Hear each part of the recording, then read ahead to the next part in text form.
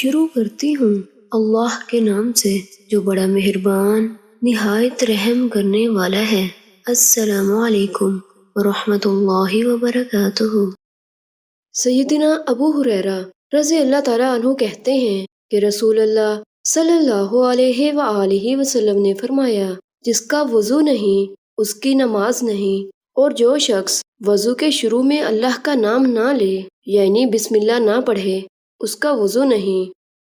جناب ربیہ ایک تابعی اور مفتی مدینہ نے نبی صلی اللہ علیہ وآلہ وسلم کی حدیث جو شخص وضو کے شروع میں اللہ کا نام نہ لے اس کا وضو نہیں کی شرح میں کہا کہ اس سے مراد وہ شخص ہے جو وضو اور غسل کرتا ہے اور وضو سے نماز کی اور غسل سے طہارت کی نیت نہیں کرتا، ایسے شخص کا وضو اور غسل درست نہ ہوگا۔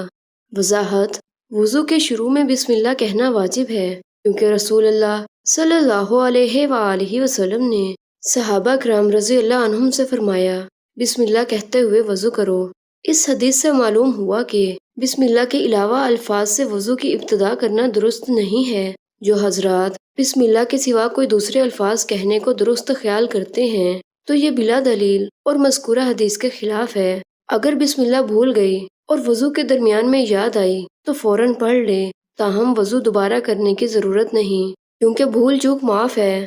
وضو اور غسل میں نیت بھی لازم ہے۔